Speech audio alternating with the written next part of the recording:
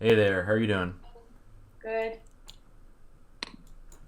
I don't know why my AirPods are not working.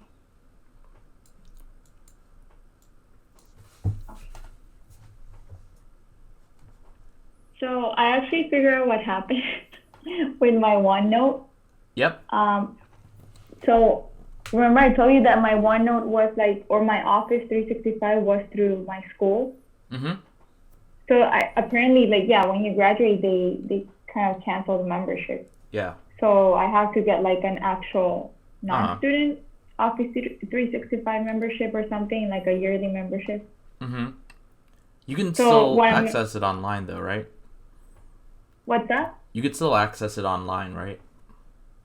Oh yeah, but like for example, if I want to use it for my iPad and stuff, like to take notes for other things, Mm-hmm. I need to have like a subscription to Office 365. I Hmm. guess I don't know. Okay. Yeah.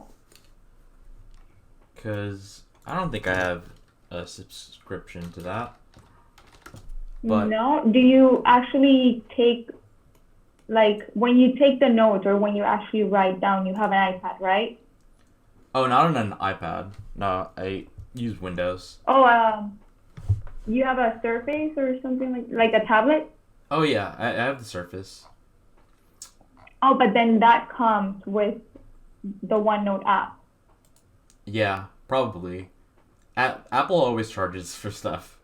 Um, Yeah. but I also like. Okay. Um, But yeah, we can use the online version now, Oh and yeah, yeah, yeah. That's fine. and you're able to edit it online, I believe, right? Yeah, but how would I write if I don't have a pencil? Oh, I mean, like if you use it online on your iPad, if you're able to edit it, Oh, you can perhaps do that. Yeah, okay. and like worst case, well, I mean, like this isn't for everyone, but I like pirate all my stuff, so that's whatever worst case. But it seems like yeah, you could still use it for the most part. Okay. Um, all right. So, what would you like to work on today? Can we continue with the chemistry physics? Okay, that section bank, of course. The Yeah, at least for a little bit, and then I want to touch a little bit on if we can find some questions for um, amino acids and enzyme reactions for biochem. Uh huh. And like any particular question regarding that? Well, I don't think we can filter that in double AMC, but maybe we can do it through the filtering system of UWorld. So I Yeah. can just open some questions from there, and then I can share my screen with you, or I can give Yeah. you my login information, whatever you want. uh, but yeah. Within that, what types of questions? I guess. Um, because all you really need to know are just the basic ones, the acidic ones. But for example, like questions about like isoelectric points Oh and yeah. like enzyme reactions and stuff Yeah, like yeah. that. So like isoelectric point is just basically you alter like the pH Mm-hmm. for it to reach. So the isoelectric point is the pH at which the amino acid is neutral. You know, like a Zwitter ion, Mm-hmm. and um and like isoelectric focusing when they use that gel, they they could have like a number of like peptides, and they see how and they and it's across a pH gradient, and they see where it moves to, and that will be the isoelectric point. The isoelectric point, just think of it as, I mean, like iso meaning like the same, and it's just the pH at which it will The be. amino acid is neutral. Yeah. So generally speaking, if it's a neutral amino acid, the isoelectric point will be around like 7. And sorry, one sec. Hello. Yeah. Yeah. Are you here? Okay. Okay. Yes. Yes, I will. All right. Thank you. Bye. Sorry, that was a plumber. No, it's okay. Okay, so yeah, so that's isoelectric point stuff, and let's see, and So why do they say that you have to memorize all the isoelectric points for? because they say I mean, that like, about everything, you don't need to memorize any but of all that the stuff. amino acids that you need to memorize. You only need also. to memorize, um, the basic ones and the acidic ones. Okay, but yeah, which I already know them, but like, Mm-hmm. do you need to also know like the you need to go into the structure and all of their Uh-huh. characteristics, or just know like which are the basics, which are the acidic, and that's it. So like, all right, if you wanted to calculate the isoelectric point, right? Um, so okay, every amino acid has, a C terminal and an N terminal, right?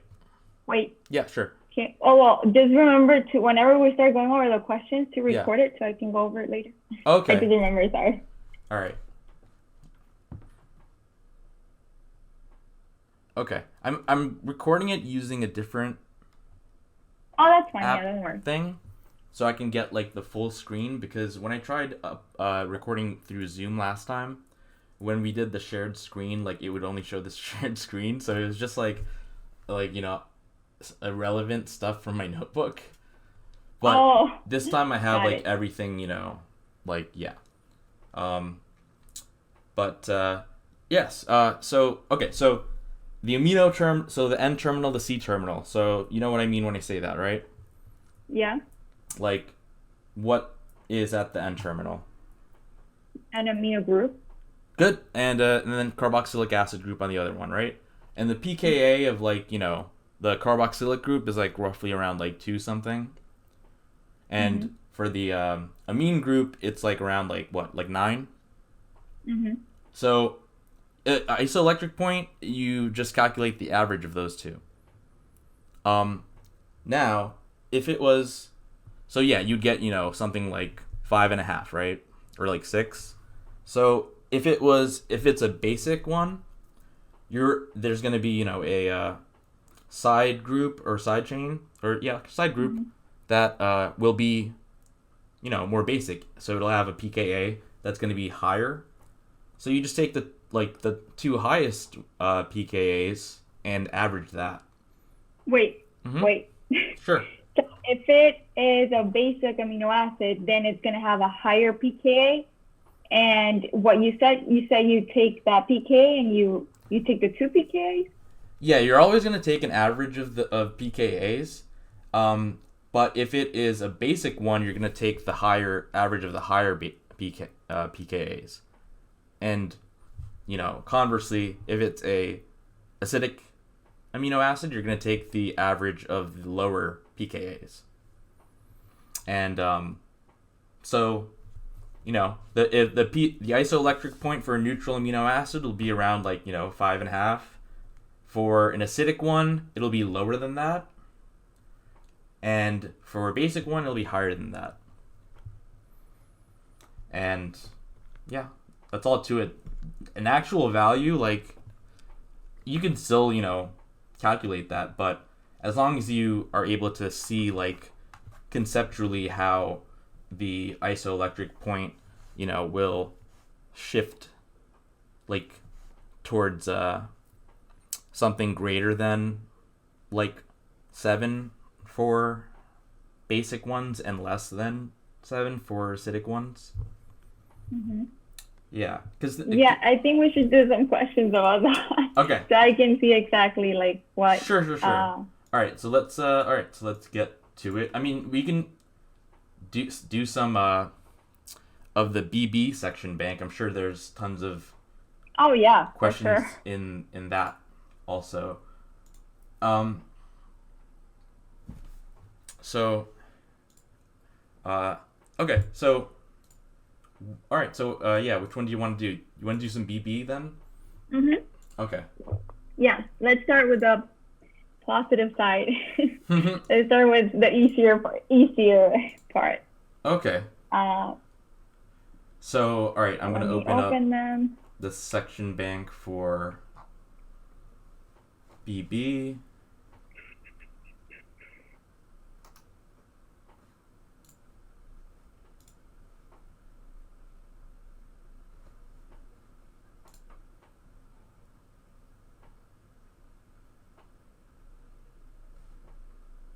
Why can I find them? Press question path.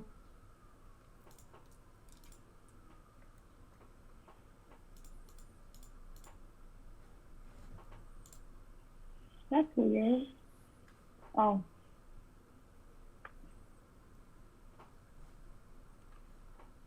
Okay. Okay. Oh, wait. It's like logging me out. Oh, God. It's okay. There's so many things that I have open right now in my little laptop. Yeah.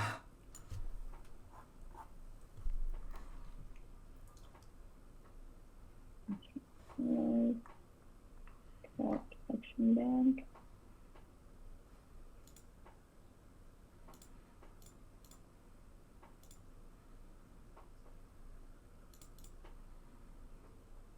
All right, I have the first question. The passage is about blood flow to the brain, blah, blah, blah, blah, blah.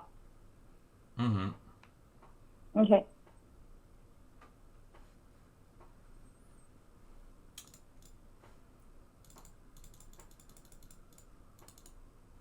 Okay, so all right, so this gives us an opportunity to go over the passage.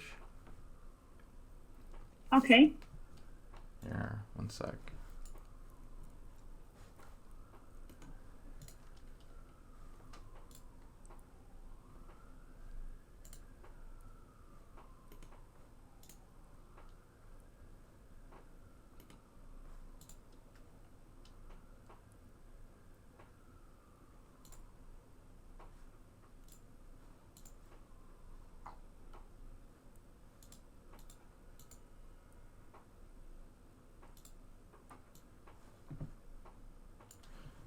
Okay, so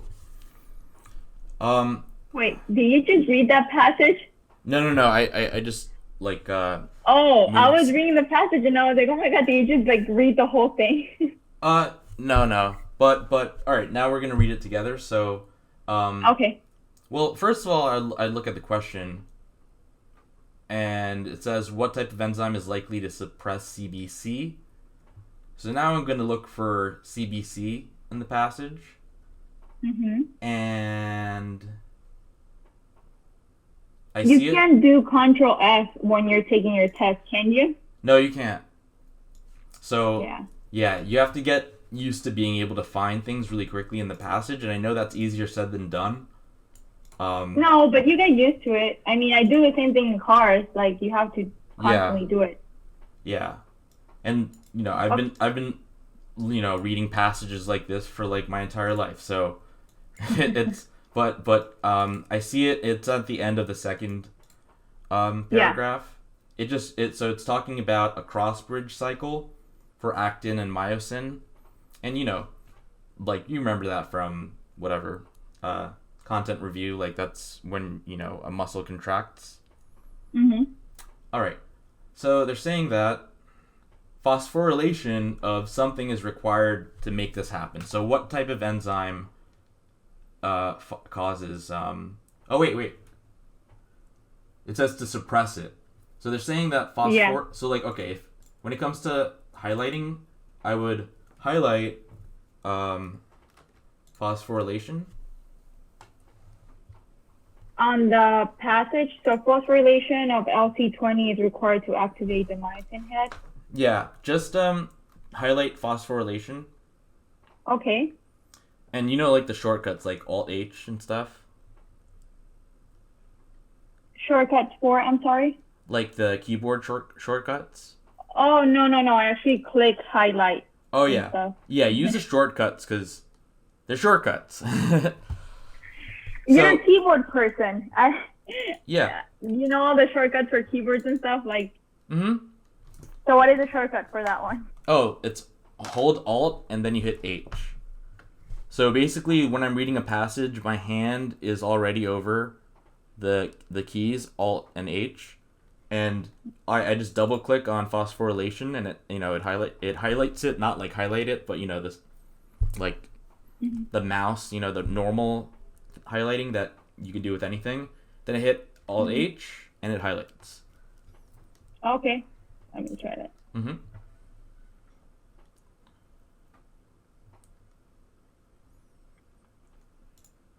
Okay, got it. All right, and also if you hold Alt and hit S, it does a strike through. If you wanted to know that. Oh, okay. So you double click and then you do Alt S for strike through. Yeah. Oh no. So yeah. Alt S. Yeah. So yeah, highlight phosphorylation and then highlight CBC.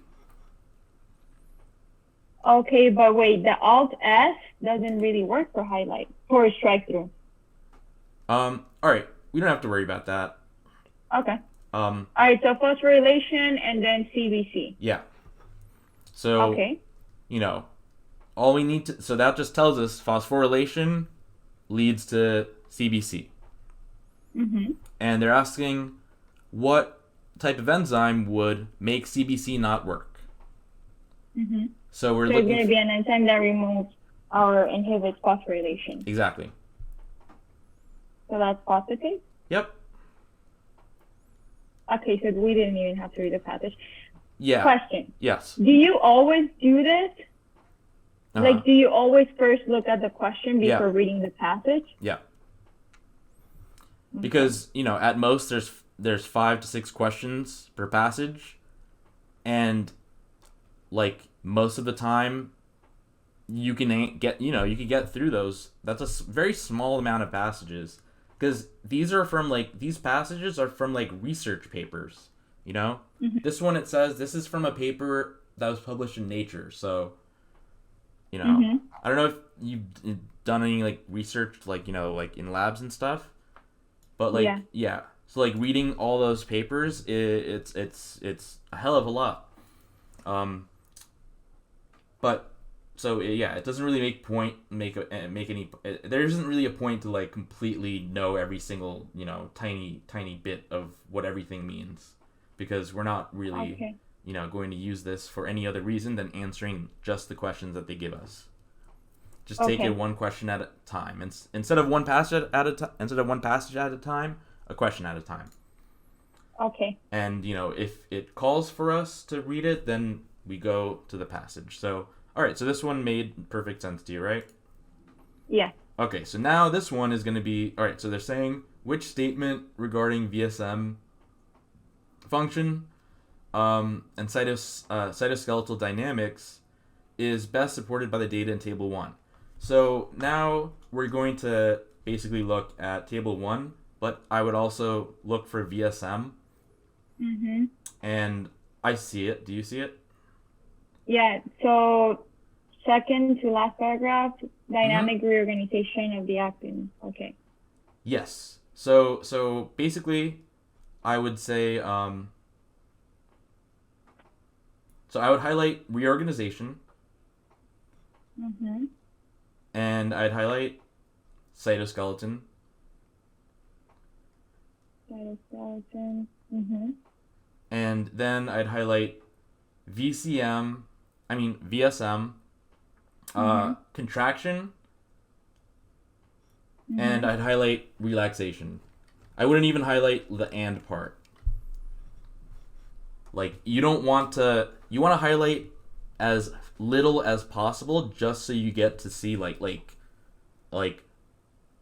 cytoskeleton reorganization causes VSM contraction or relaxation.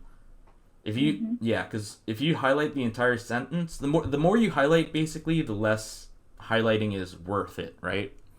Because highlighting is meant to emphasize certain aspects of it. So if you highlight everything, it's not going to emphasize it, right? Okay. So there. Okay, now we look at the table, and we see different things about pressure. Okay, so for the table, since right now it's not like completely obvious, I'm going to like kind of look at the paragraph above it, Okay.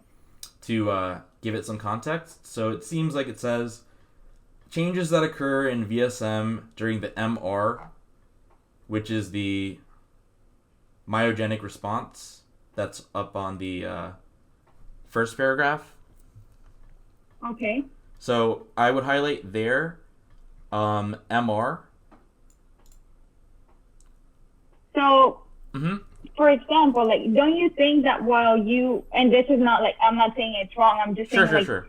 like in this case, when you're saying, so, okay, I look at the table and I'm like, I have no idea what the table is talking about. So let me just get a little bit of context. And then I read the paragraph above it, which says, psilocybin changes that occur in VSM during the MR. And I was like, and then I'll be like, what is MR? So I have to go up and read what MR is. So basically I'm like reading the passage, even if I don't want to, or like even if I didn't do it initially. Yeah, because it shows you which things to focus on.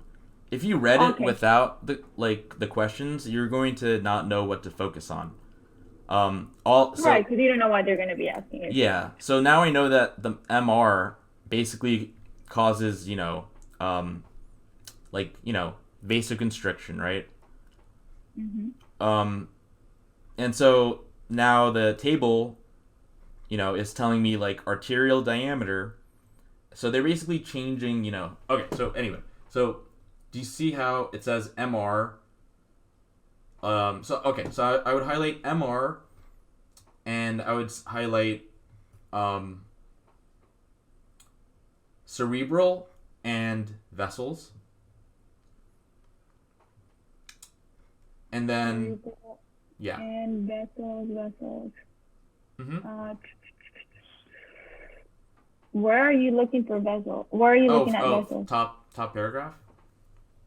Oh, you're talking about the top paragraph. Mm-hmm. Okay, so blood flow to the brain is regulated by changes in the arterial vessel diameter in response to intravascular pressure. Okay, so MR, cerebral, and vessels. Yeah, and then okay, and then constriction, mm-hmm. and then dilate. Constriction and dilate. Okay. So basically, what that tells me is that the MR is responsible for vasoconstriction or vasodilation in the blood vessels of your brain.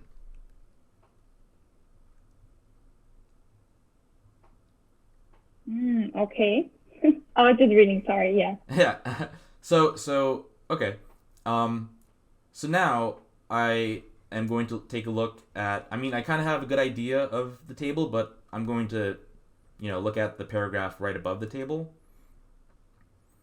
And it's basically just saying, in the experiment, they're trying to change, VSM, vascular smooth muscle, right? AKA, the blood vessels, right? They're trying to examine the changes in it, right? Whether it dilates, whether it constricts, right?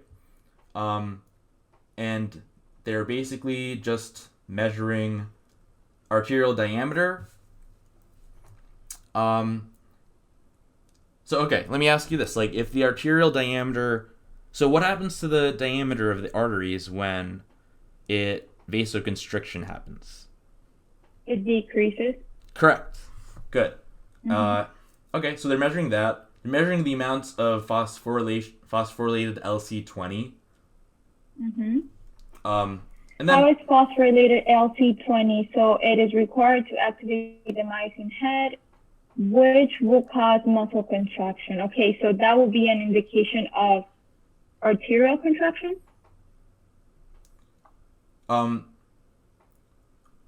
What? No. Sorry. Wait. Causing what? No, because so they're measuring arterial diameter, right? They're measuring phosphorylated LC20. No, just keep going. Don't worry. Keep going. It's okay.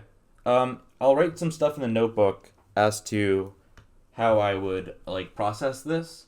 So I'm going to write, but there's surely going to be a delay. Yeah, don't worry. Let me actually get something to write with.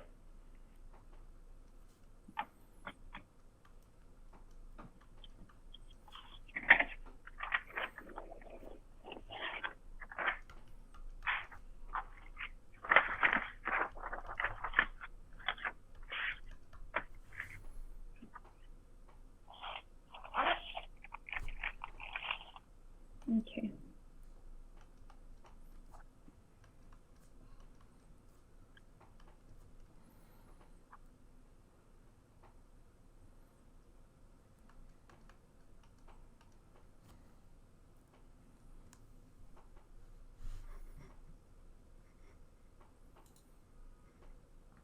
Yeah, another way of going about this is looking at the variables in that table and then looking for that in the passage. So, for example, looking at... Do you have my arterial diameter. Do you have my OneNote open? Yes. On session 2, does it show you what I wrote? Yeah. Okay, so this is like a shorthand. So I wrote MR is proportional to VSM, and that can either constrict or dilate. And LC20, when it is phosphorylated, I drew that as that P in the circle, causes the CBC to happen. And now I'm going to look at Calponen. So now, Calponen, and when that is phosphorylated, it says it reduces its inhibition of the actin activated myosin MGATP. Okay, so that basically means that it's going to when it's phosphorylated, it lowers its inhibition of the ATPase.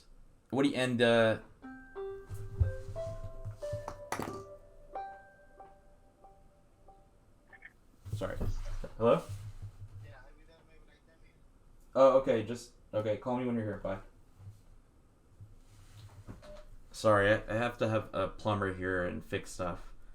Oh, no, it's okay. Okay. So phosphorylation of calponen reduces inhibition of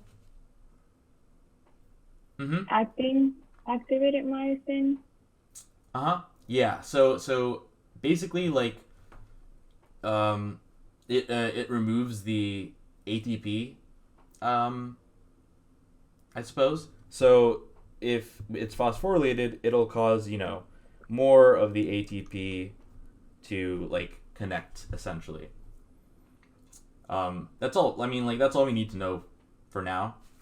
But it should kind of like click with some of the things that you did in content review, maybe. If not, it's still fine. No, I know this part. Like, I'm familiar with muscle contraction, but I'm trying to think. So if I think I find confusing the part that it says it reduces its inhibition. Okay, so phosphorylation of calponen reduces its inhibition of what inhibition? Its inhibition of what? Its inhibition. Arterial diameter and the amount of phosphorylated LC20. So anytime you see inhibition, it will do that to an enzyme. So then you look for an enzyme, and they're going to be, ending in ASE. So the enzyme here is ATPase. Oh, MGATPase. Okay. Okay.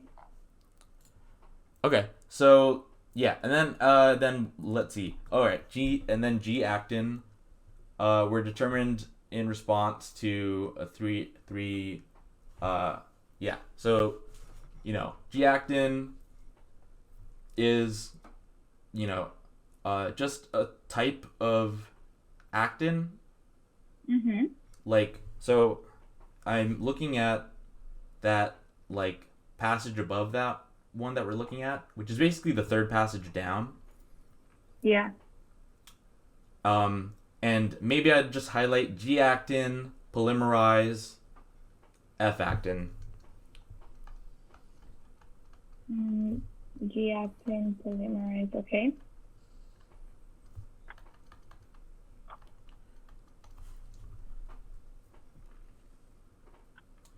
And then there, you know what? Might as well add this. They haven't asked it yet, but it just says depolymerization can be induced by the drug, like LAT-B, right? B, okay. So I would, draw like an arrow going in the opposite direction with, LATB.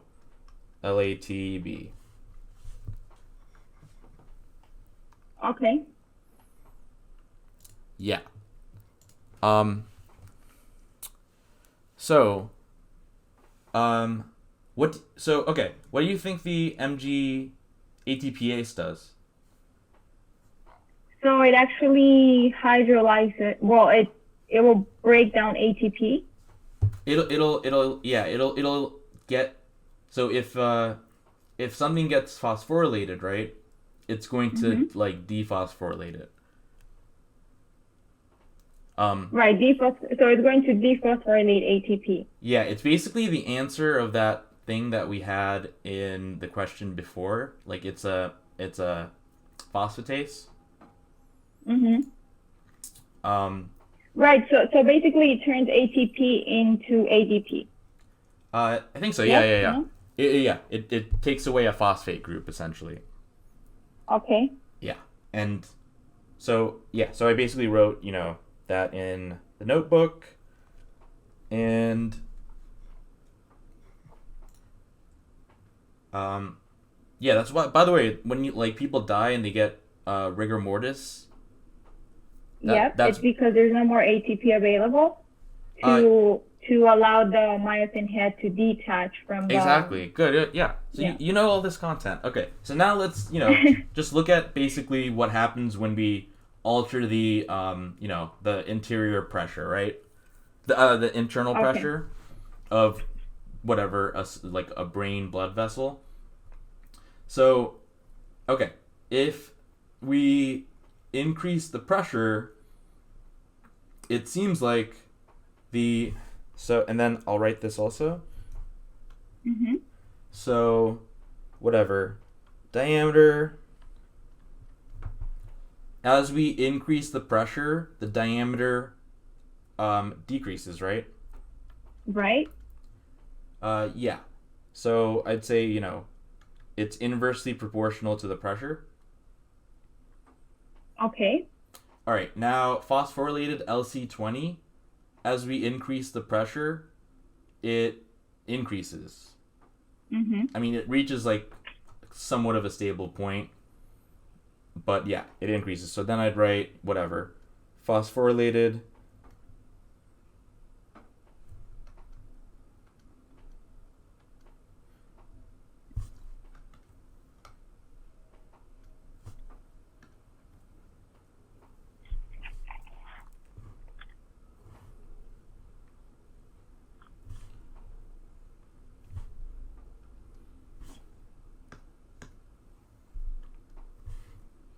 Oh, where's my drawing go?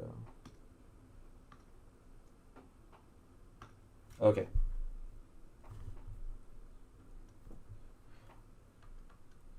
Okay. And then phosphorylated calponen, also proportional to pressure. And then the amount of G-actin.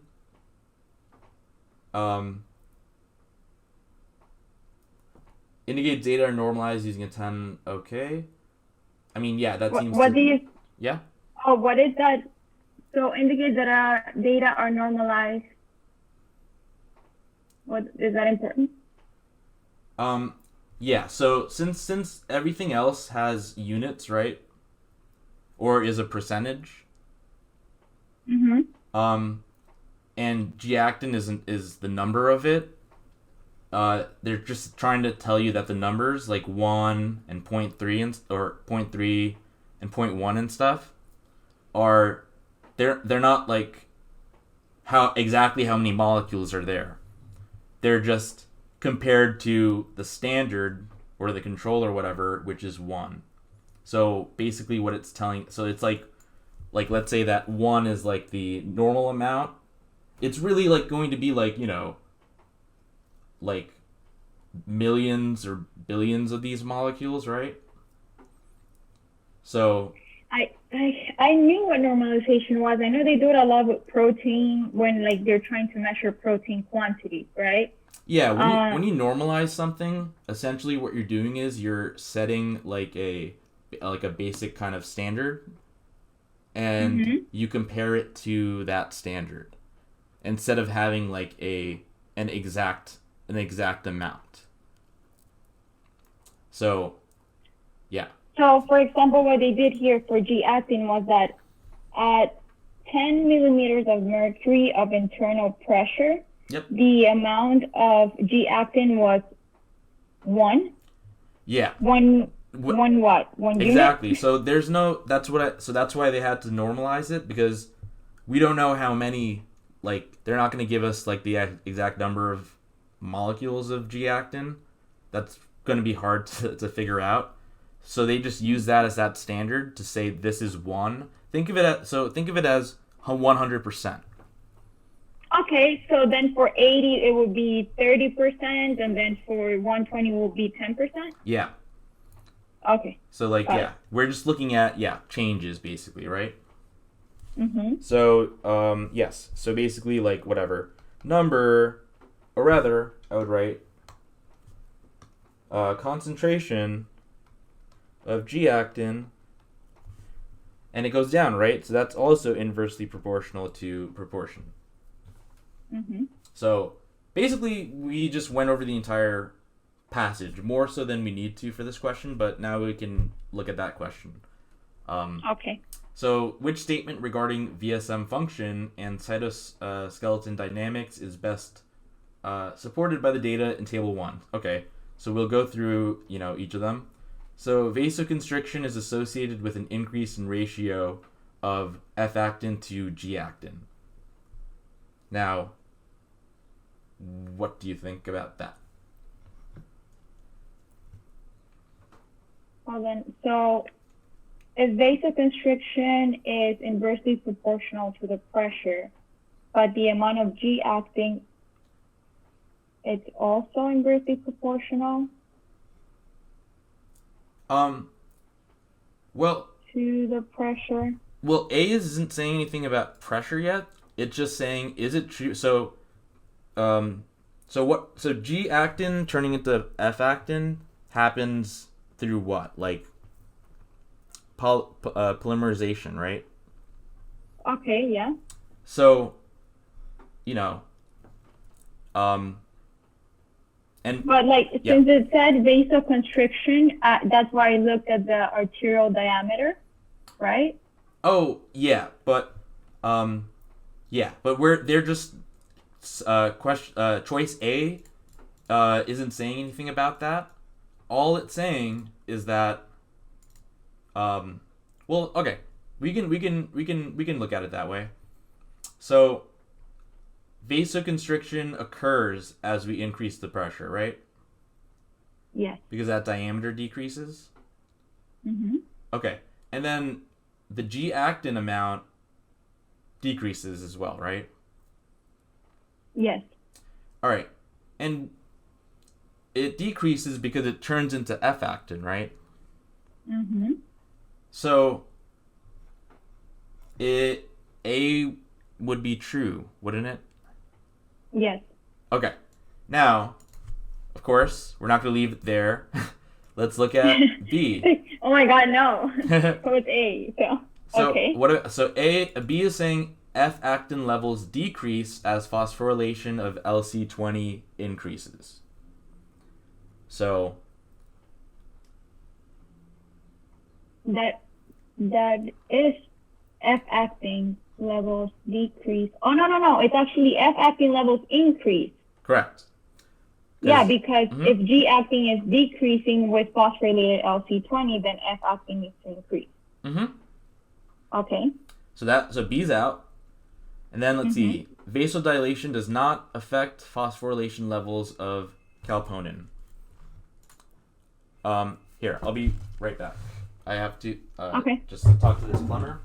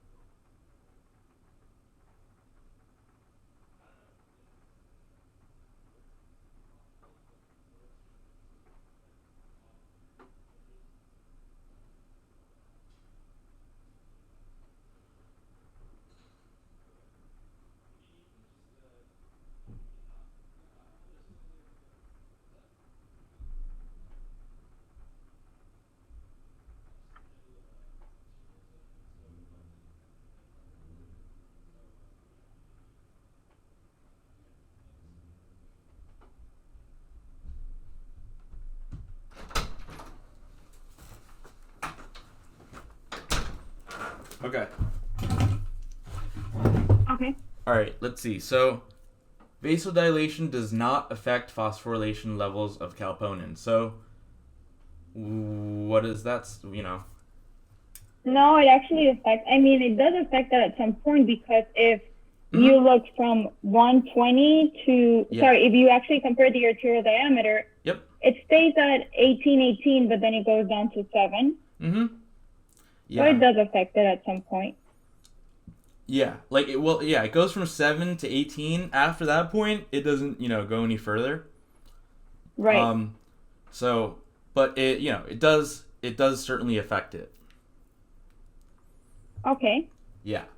And by the way, it's probably, reached its saturation point at 18. That's probably why. That's the same thing with LC20. It goes to 50 to 52, not that much of an increase, because the enzyme's probably saturated at that point. It's reached its Vmax, right? It's the maximum amount that it can take in. So, but yes, it certainly affects it. So C is out. And then it says arterial diameter reduction, aka vasoconstriction, is always dependent upon increased calponen phosphorylation. And that's where you see that, calponen phosphorylation is 18 and stays at 18, yet the diameter changes. Decreases. So it's not always dependent on it, right? Yeah, so the answer will be A. Okay. So. Wow. Yeah. How can you do this? And I mean, the interpretation seems, you just have to get the relationship between the variables pretty much. Exactly. But then you have a minute and, what is it, a minute and 18 seconds for that? Yeah, I mean, of course, on the actual test, once you see, we did get the answer immediately, but do you see how going through the choices is the way to read it? Whereas if you just read it, people would be writing MR equals myogenic response, and and from, my OneNote, you get to see exactly how I'm writing it and just how things are proportional. Yeah, if you can think in terms of just this is proportional to this, because if you could think in those terms, you're that's it's a wrap. You got it. So Okay. So let's look at the next one. Mm-hmm. So compared to controlled RMCA, rat middle cerebral arteries, basically, just VSM. Also, like, you see how I'm putting like all these things in like the same, like I'm saying, because they want to put a bunch of different words in your head to psych you out. Yeah. And again, like I'm saying, like people who usually take it, they're gonna write, oh, it's RMCA. It's rat middle cerebral arteries. It's not the ones that are not in the middle, but it's just VSM, which is just VSM, which is vascular smooth muscle, which is just blood vessels. Mm-hmm. Okay, so basically compared to control, held at an internal pressure of 120. Man, hold on. Yeah.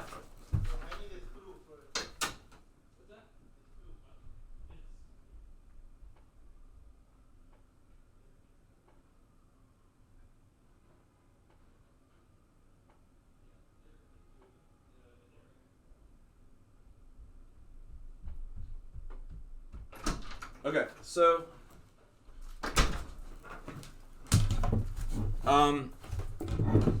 application of lap B.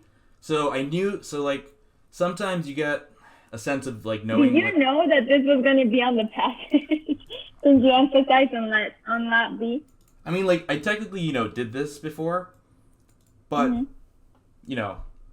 when you read it, like I just like saw polymerization, and then something that does the opposite by a drug, and most of these passages are going to involve some question about that. So okay. So anyway, when they do that, right, it's going to stop the polymerization, which would mean what?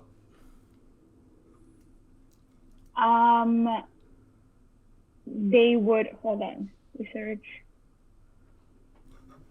In my notes, do you see what I wrote with G-actin and F-actin? Yeah, so you said that G-actin polymerizes into F-actin, and then lap B does the opposite thing. Exactly. So depolymerizes, right? And then, okay, so that happens whenever there is VSM, right? Oh, all this stuff is happening to the VSM.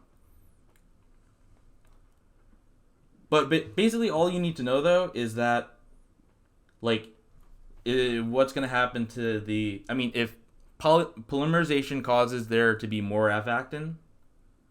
There is going to be VSM, or at least that's what I read on the passage, that on the paragraph it says VSM contraction and relaxation. Yeah, just look at the part that says polymerization causes G-actin to turn into F-actin. Mm-hmm. So depolymerization would cause F-actin to turn to G-actin. Mm-hmm. So the amount of... Tell me what happens to the amount of G-actin or F-actin. Right, so whenever there is lap B, the amount of G-actin is going to increase. And the amount of F-actin? Is going to decrease. Yep. Oh my god, I see. Yeah. Okay, because I haven't read the question. So compared to control RMCA held at an internal pressure of 120. Yeah, we don't even need to know about the 120, by the way. But yeah, why are they giving that 120 though?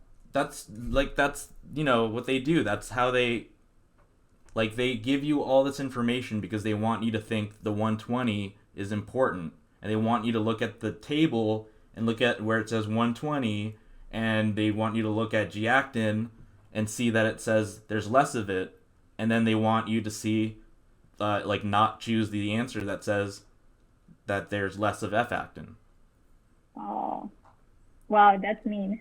I mean, yeah, that's why, I'm saying, like if you can get to the point where you can separate the useful information from the useless information, you're good. And so the way that I wrote like things out, that kind of shorthand is like how you want to like write it out. You don't want to write any sentences.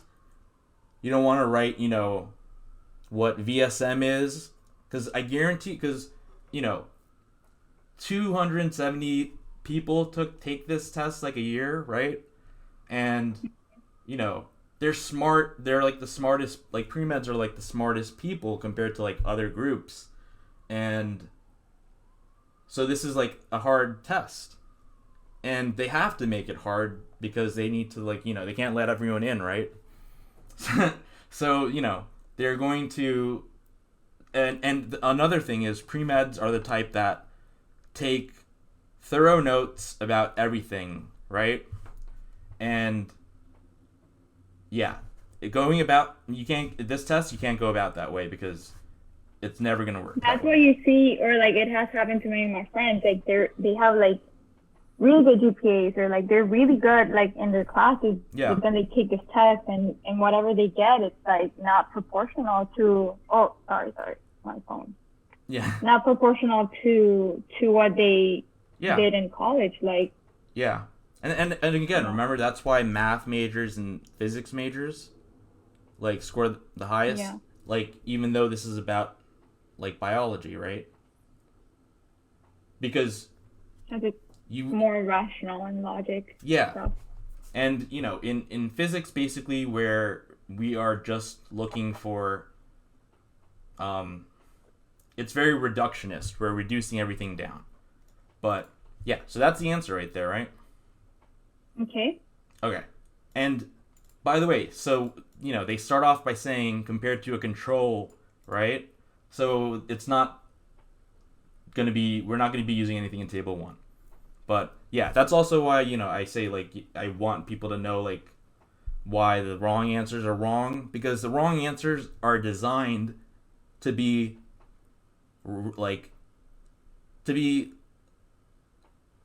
possibly right if you think about it in a way. They're like kind of like leading you on to like the wrong like down the wrong path. Right. Okay. But yeah. They sound, what you mean is like they sound right. So for example, I see a lot of that in cars though, like the most elaborated and the ones that sound prettier are usually the wrong ones. Oh like, yeah. Whenever you're like, oh my god, this has to be right, but then you don't really know what it means, and then you click it and it's wrong. Yeah, we could do like a car section as well. I would love to do that Picasso passage that everybody talks about. Yeah, it's like, it's really not as bad as people say, but but again, so like everything that I'm trying to do. When I wrote the CARS guide for my other student, it was just me like reverse engineering the way that I think. And so, okay. But, all right, let's move on to the next one. According to the information in the passage, which statement best describes the function of the MR in response to stimulation of the sympathetic nervous system? So, basically, what does it do? So, well, it says here that the MR allows cerebral resistance. So in the brain, right? Partial constriction or dilate. So basically, it alters blood flow. So, but in the brain. Right. So A is talking about aorta. So that's out. Oh, okay.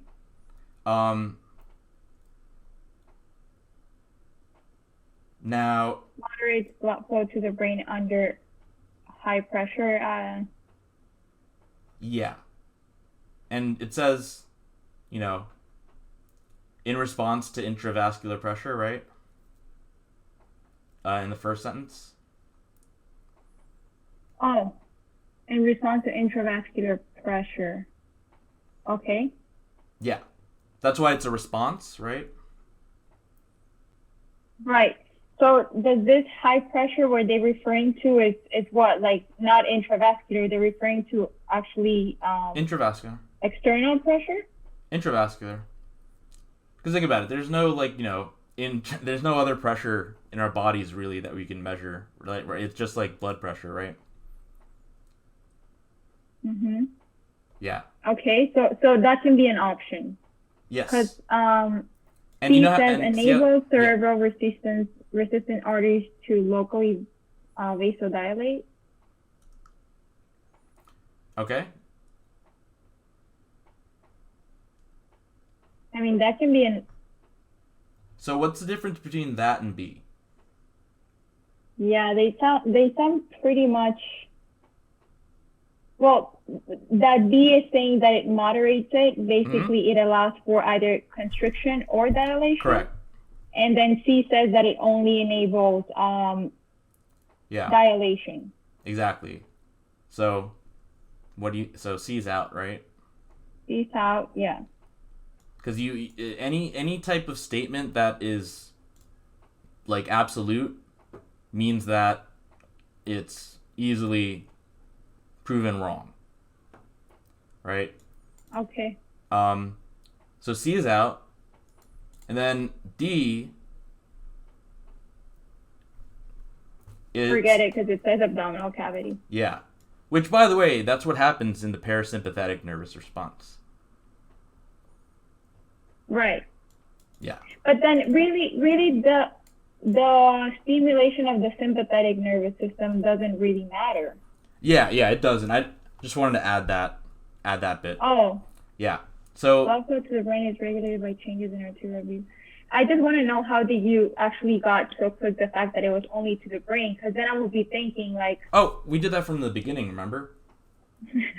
Like Yeah. Well, like. That it's just we're talking about it in the brain. Mhm. Yeah, no, it says it there. It's true. Okay. Yeah. So it's B, moderates blood flow to the brain under high pressure. Mm-hmm. Okay. Yep. That makes sense? Yes. Okay. Okay, then the last one, it seems, is... Oh, no, wait. There's two more. Okay. The polymerization of which structural component... Okay. What do you think? Oh, this is easy. Yeah. This is, like, pretty much kind of, like, whatever. Content, yeah. Mm-hmm. Well, I think it's microtubules because it's F-actin and G-actin. What's actin made of? Is it tubulin? No. Well, microtubules are made of tubulin, that is true, but okay, so yeah, check out like the Anki stuff because I talk about the differences between these three. But yes, myosin is made of microtubules, and actin is made of microfilaments. Mhm. Yeah. Okay, and they're talking about F-actin and G-actin, so it's microfilament. Yep. Okay. This is like pretty. This is just like either you know it or you don't know it. Wait, what's up? So this question is more like either you know it or you don't know it. Like. Yeah, but I would say like as far as content is concerned, this is definitely something that you have to know. Yeah. Yeah. Where's the? All right, whatever. I was gonna look in my. Oh, here, right here. In my Anki deck, I'll just screenshot it and put it in the notebook. Okay. But yeah, I talk about like of course the things that I put in the Anki deck are the things to memorize. So yeah, I put it in. Is that on the wrong answers deck or the other one you sent me before? Oh yeah, wrong answers. So basically, yesterday I was starting on a deck where I would bring in things from wrong answers and the other thing, and put it all into one. Mm-hmm. So, but yeah, so I put it down there, and it should maybe like update at some point. See.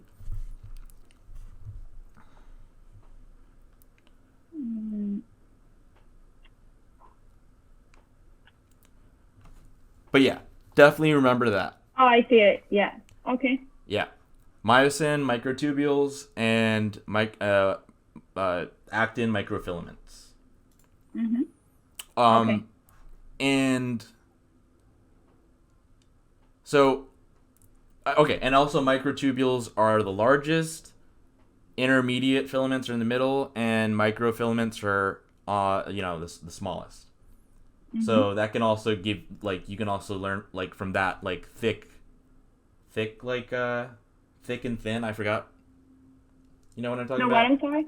Like, the thick part and the thin part of actin and myosin. Oh, anyway. Oh, the thick and the thin filaments Yeah. in muscle contraction. Okay. Yeah. So if you can remember that microtubules are larger, you will know that the thick part is made of microtubules. Okay, and then the thin filaments are the ones that are made of microfilaments. Oh, yes. Yeah? Yeah. Yep. Okay. Yeah. Good. All right, next question is amino acid. So All right. let's see. So position 19 of LC20. Okay, so this is a thing that I guess you should know also. Kinase, right? Basically, it takes it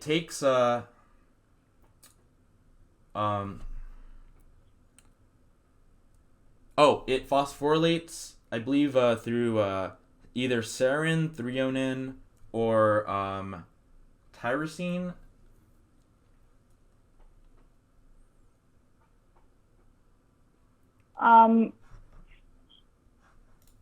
So wait. Let's go back. So it says. So you're saying that I need to know this because they talk about the phosphorylation of LC20. Yeah. So basically, we need. Why are they mentioning the position 19? Like. They're just telling you that where it is. I mean, but everything that's like that is just so people who take the test are like, oh yeah, this all right. So it has to be at position 19. Okay, and then it says LC20, so 19 and 20.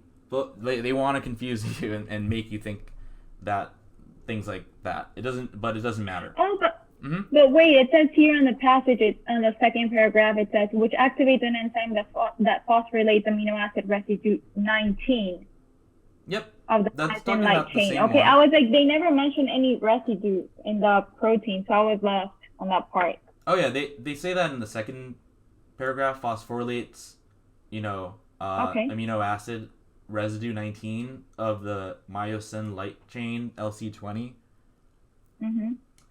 But anyway, like basically, like whenever, like phosphorylation involves a kinase, right? And kinases, what they phosphorylate, I just think of it as STY. So serine, threonine, or tyrosine. But really, what do those all have in common? You said PY? Oh, no. S, T, and Y. Oh, S, T, and Y. So serine, threonine, and Yeah. How about this? This is a better question. DNA polymerization, right?